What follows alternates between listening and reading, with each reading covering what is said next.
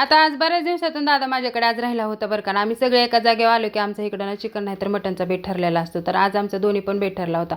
म्हणजेच की त्याला जास्त मटण आवडतं आणि आम्हाला चिकन आवडतं. मग आता त्यासाठीच इकडे चिकनला हळद मीठ आणि मटनला पण हळद मीठ लावून मॅरिनेट करायला ठेवलं होतं आणि नंतर ना मग मी शिजायला टाकलं होतं बरं का. आता पहिलं तर मी मटण शिजून घेतलं आणि नंतर ना मग माझी चिकनची पण तयारी चालली होती आणि आमचं हे सगळं होतं तोपर्यंतच आमचं चाललंच आहे की आता कधी होणार कधी होणार.